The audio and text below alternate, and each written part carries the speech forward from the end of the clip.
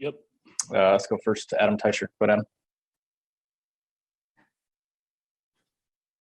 Hey, Patrick, can you take us through that last play of the first half? What happened there, what you were thinking? And Brad, I'll have a second question as well. Yeah, we had just ran a play. It took 4 seconds to play before where I burned it. So I knew that the time was low, obviously, and knew we needed to get points. We called a play that we were trying to get someone over the middle quick. And then I was supposed to throw the ball away. I got a little greedy there and try to give to Tyreek and get a touchdown. They had 2 people out there. So definitely, I mean, in the long run of things, it looks bad, but if we had another chance, I would have went for another play again. Okay. And the Super Bowl has been the standard around here now, obviously. How are you going to look back on this season when you have time to reflect on it? I mean, you take away the good things, just like any season. It's definitely disappointing. I mean, here with this group of guys that we have, we expect to be in that game and to win that game. And anything less than that is not success. So we'll go back. We'll look at all the things we did well, the adversity we battled through, the team that we became towards the end of the season, and try to learn from the mistakes that we made and try to be better next year. Next to Herbie Teope. Go ahead, Herbie. Patrick, you mentioned some of the mistakes you're trying to learn from. What do you think went behind some of the struggles in that second half, especially coming off that first half where the offense seemed to be clicking on all cylinders?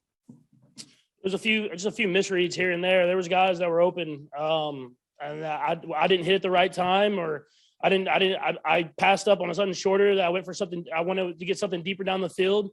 And when you're playing a good team and you don't hit what's there, and you try to get a little bit more than what's necessary, you kind of bite you in the butt, I guess you would say. I mean, it's something that we were playing so well in the first half. In the second half, we were just off a tick, and that's all it takes to lose a football game. Next to Pete Sweeney. Go ahead, Pete. Patrick, all these guys look at you as the leader of this team. I was wondering if you could kind of share your message to this team and what you said after the game in the locker room.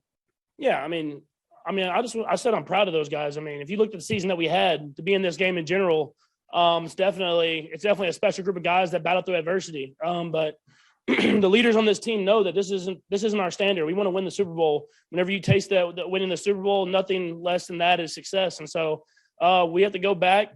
Obviously, every locker room is different, but we have the core group of guys that it takes to win. So we have to go back, learn from this, and try to be better next year. Let's go next to Sam McDowell. Go ahead, Sam. Hey, Patrick and Brad, I have a follow-up. I know it's fresh right now, but what are the fresh feelings? Like, what goes through your mind immediately? Yeah, you're definitely disappointed. I mean, when you're this close and you're in the final 4 games, you want to win the Super Bowl. And we've had 2 years in a row where we've lost an AFC Championship, or actually 4 years really. We lost AFC Championship game, won the Super Bowl, lost Super Bowl, then lost AFC Championship. And so, I mean, a few plays here and there, you could have 4 chances at the Super Bowl. So, I mean, it's definitely disappointing, but you have to learn from it. I mean, you can't let this end what we have here. You have to make sure that you continue to battle, continue to get better, and try to find ways to win Super Bowls at the end of the day. And then it seemed like the Bengals were really trying to, in the second half, prevent you from scrambling a lot with the way they were playing the defensive lineman. Can you just explain what you were seeing in regards to that? Yeah, they just had a spy on me for the most part, and I've usually done a great job of getting around that guy. But they had a good game plan. They were doing a lot of similar stuff in the first half. We were just executing at a higher level, and they stayed with it. They fought. I mean, that's a good football team, but it takes a lot of fight to stay in a game whenever you're down like that. But I mean, I got to be better. I mean, when you're up 21-3 at one point in the game, you can't lose it. And I put that on myself. Let's go next to Nate Taylor. Go ahead, Nate. Patrick, I have 2 questions. Just what did you see on the interception? And given your success scrambling in the red zone in the first half, was there anything that you just saw differently from the Bengals when you had those opportunities late in the fourth quarter? Yeah, on the overtime interception, I knew the safety was going to make a play or making a run at it.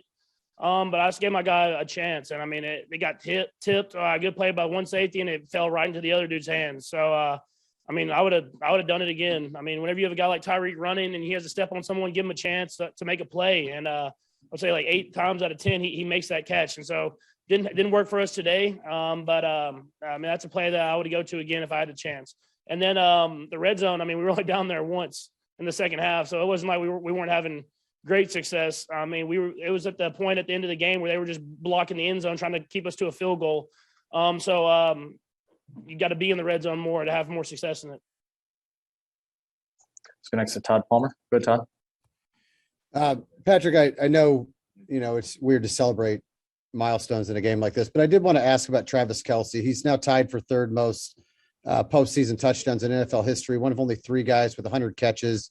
Obviously, he was great today. Can you just talk about, how much of a safety blanket he was and how terrific he was today? Yeah, I mean, he's just a competitor, man. Obviously, he's super talented, and everybody knows that. The routes he runs, how big and athletic he is, and everything like that. But he's just a guy you want to go to battle with. He's going to fight to the very end. I mean, that's the type of dude he is, and we have guys like that all over this team. And as disappointed I am at how we performed in the second half and losing the game and everything like that, I'm proud of how the guys fought to the very end of that game, no matter how disappointing it looked there in the second half. And last to Jory Epstein. Go ahead, Jory. Patrick, you talked about how after you reach the Super Bowl, nothing else really feels the same and you know what you're missing. In light of the news that Tom Brady seems to be on his way of retiring, does it give you any different perspective of how difficult it is to get to that place? And what can you take from his career as you try and get back to that place? Yeah, I mean, his career is one of a kind. I mean, that's why he's the GOAT. I mean, to win that many Super Bowls, to be in that many games, it's hard. And I've understood that. I mean, after the years that I've had, I mean, I've been close a lot, but I've only been there twice and I've only won one. And I understand that it takes a special player, a special group of guys, a special circumstances for that to happen. And I'm just trying to do whatever I can to give myself a chance every year to try to get in that game and to win it. But I mean, who knows if he retires? I feel like we don't know for sure. But regardless if he does or he doesn't, he's going to be a great football player. And he's always been a great football player in his career. Patrick, we appreciate the time. Thanks for joining us.